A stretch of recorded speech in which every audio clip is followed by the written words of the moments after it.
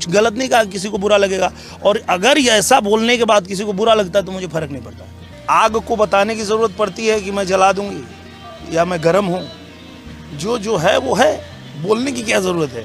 पहले तो ये लोग जब गाने के लिए लड़ते हैं तो मुझे ऐसा लगता है कि ये लोग आ करके यहाँ यूनिवर्सिटी में पढ़ रहे हैं और फिर से प्राइमरी स्कूल में जाके मारपीट कर रहे हैं।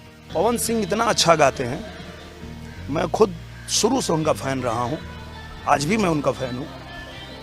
उनकी आवाज़ में माँ सरस्वती की इतनी कृपा है कि जब वो गुनगुनाते हैं तो उनका दुश्मन भी कोई होगा तो उसके भी दिल से निकल जाएगा, वाह क्या गाया।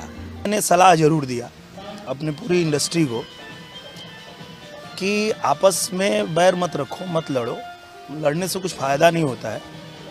और लड़ना तब अच्छा लगता है जब काम की कमी हो और काम करने वाले बहुत ज़्यादा हों, तब लड़ना अच्छा लगता है। यहाँ काम की अधिकता है, काम करने वाले कम हैं। यहाँ इतना है, पवन जी चाहे खेसारी जी चाहे मैं बड़ा मैं बड़ा मैं बड़ा, अभी भी गायके बने रहोगे, हीरो बन गए ना, लोग सुपरस्टार बना दिए, अभी भी गायके बना रहने चाहते हैं। तो आपस में इस तरह की मतलब छिछोरी हरकतें करके भोजपुरी का नाम हंसाएं ना, क्योंकि लोग देखते हैं सुनते हैं तो हंसते हैं। ये देखो भोजपुरी के स्टार लोग लड़ रहे हैं।